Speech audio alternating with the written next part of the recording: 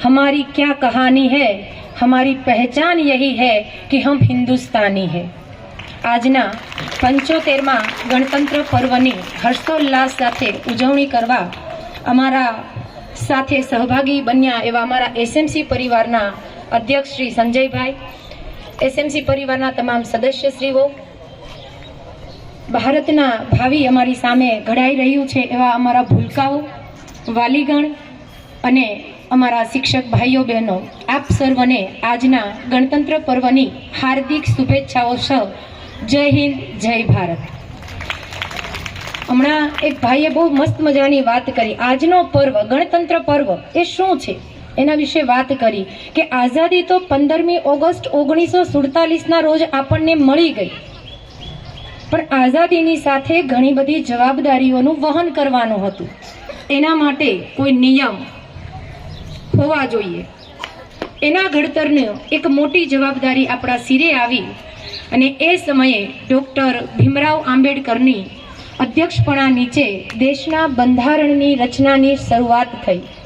ભાઈએ કહ્યું કે 2 વર્ષ 11 માસ અને 18 દિવસની અથાક મહેનતના અંતે આપણું સંવિધાન, જે વિશ્વનું સૌથી મોટું લેખિત બંધારણ છે, એ ઘડાય અને આપણી સમક્ષ આવ્યું।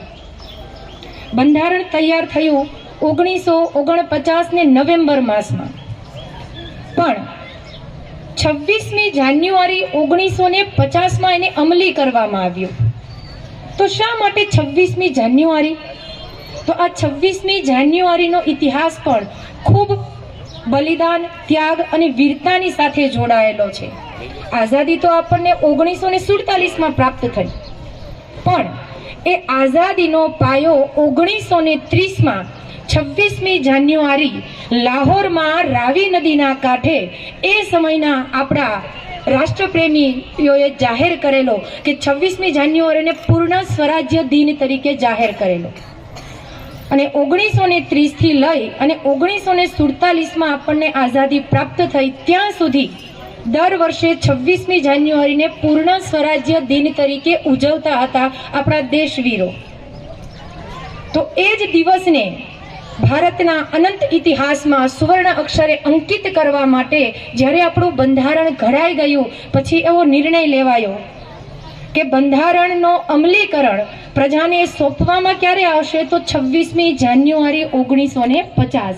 અને ત્યારથી એ દિવસને આજ સુધી આપણે પ્રજાસત્તાક પર્વ, ગણતંત્ર દિવસ તરીકે ઉજવીએ છીએ। આ પણ આપણો એક ઉજળો ઇતિહાસ છે। બહુ ઘણા બધા આપણે 15મી ઓગસ્ટ, 26મી જાન્યુઆરીએ જાણીએ છીએ કે ઘણા બધા દેશભક્તો, વીરોએ અથગ બલિદાન, ત્યાગ કરી અને આપણને મોંઘી એવી આઝાદી અપાવી છે। તો આજે એ આઝાદી સમયે એક એવી સત્ય ઘટના બનેલી। આમ તો આવા હજારો લાખો કિસ્સાઓ છે કે જેનાથી આપણે અજાણ છીએ, પણ આજે એક એવી નાની એવી ઘટના મૂકવી છે કે એ સમયે દેશ પ્રત્યેની ભક્તિ કેવી હતી, દેશ પ્રત્યે લાગણી કેવી હતી। 1939માં બીજા વિશ્વયુદ્ધની શરૂઆત થઈ હતી અને એ જ સમયે આપણા દેશના નેતાજી એવા સુભાષચંદ્ર બોઝે આઝાદ હિન્દ ફૌજની રચનાની શરૂઆત કરી।